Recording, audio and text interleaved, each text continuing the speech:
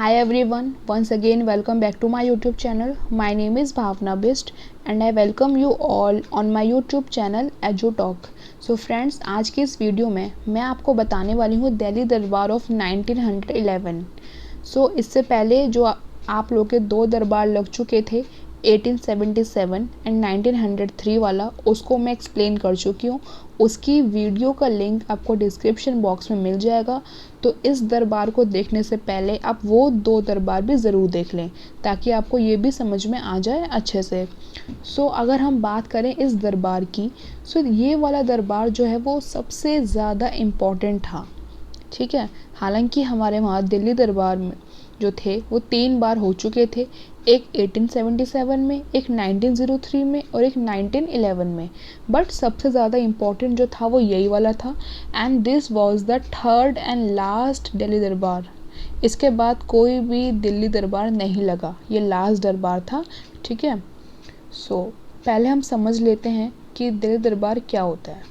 Basically यहाँ मैंने एक डेफिनेशन लिखी है, उसको आप रीड कर सकते हैं. मैं उसको आपको शॉर्ट में बता देती हूँ, हिंदी में एक्सप्लेन कर देती हूँ. ये एक तरीके से एक शाही तरीके से एक मास असेंबली होती थी. मतलब बहुत सारे लोग इकट्ठे होते थे, जितने भी प्रिंस होते थे, लाइक प्रिंसली स्टेट्स के राजा, महाराजा, रानियाँ जो भी होते थे, उन सबको इनवाइट किया जाता था इस दरबार में.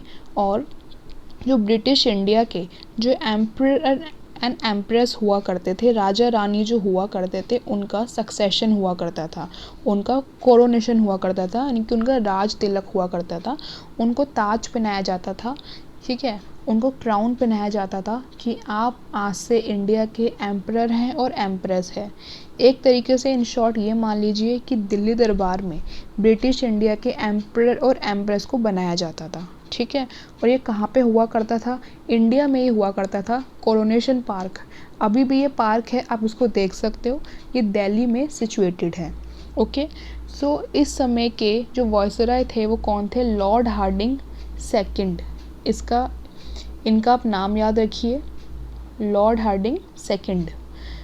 अब हम रीड करते हैं कि जो ये दरबार था उसमें क्या क्या हुआ था और ये क्यों इम्पोर्टेंट था, वो मैं आपको बताऊंगी, तो आप ध्यान से सुनिएगा.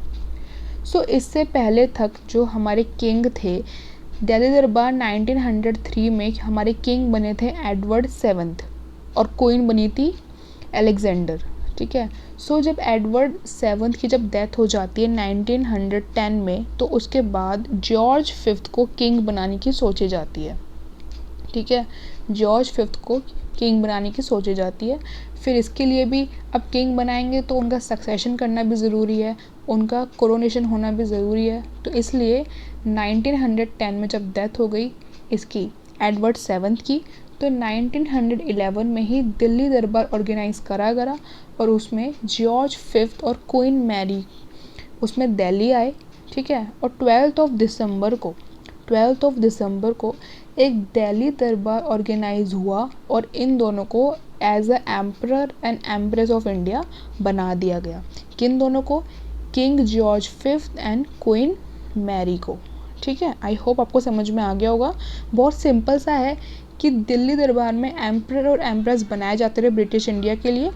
ओके, और जो लास्ट दिल्ली दरबार था डेट इज़ ऑफ 1911, उसमें किंग जॉर्ज 5th को एंड क्वीन मैरी को as a emperor and empress of India elect किया गया.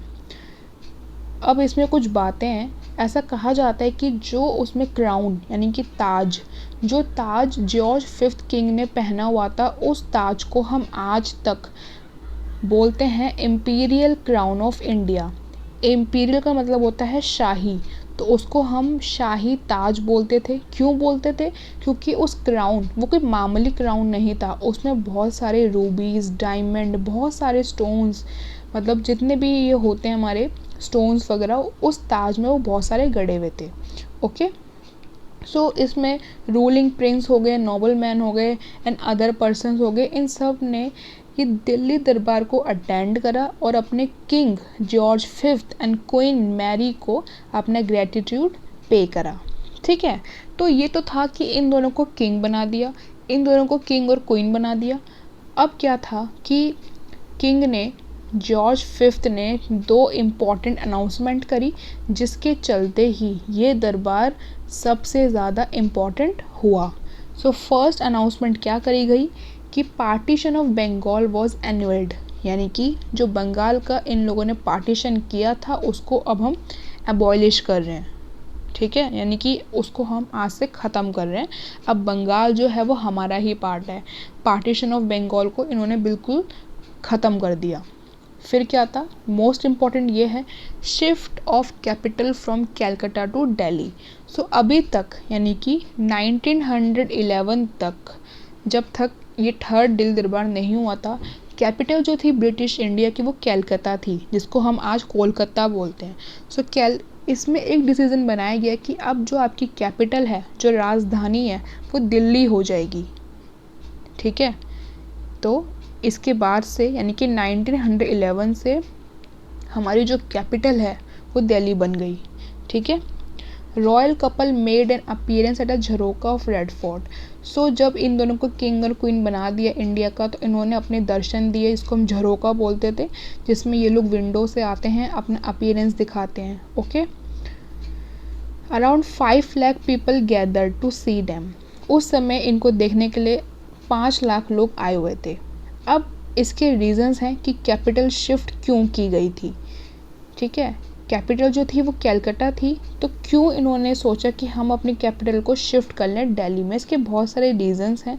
अगर आपको रीज़न जानने हैं तो आप मुझे बता सकते हैं, मैं आपको बता दूंगी एक नेक्स्ट वीडियो में। इस वीडियो में सिर्फ इतना ही हम जानते हैं कि दिल्ली दरबार क्या था और इसमें क्या क्या अनाउंसमेंट हुई थी, क्यों ये इम्पोर्टेंट था, ये मैं आपको सब बता चुकी हूँ। इसमें से क्वेश्चंस हर बार पूछे जाते हैं। ये मोस्ट इम्पॉर्टेंट टॉपिक है हिस्ट्री का, दिल्ली हिस्ट्री का स्पेशली। आई होप आपको समझ में आ गया होगा। प्लीज़ आप इस वीडियो को लाइक करें, कमेंट करें, अपने फ्रेंड के साथ शेयर ज़रूर करें। अब हम मिलेंगे अपनी नेक्स्ट वीडियो में, तब तक के लिए टेक केयर, बाय बाय।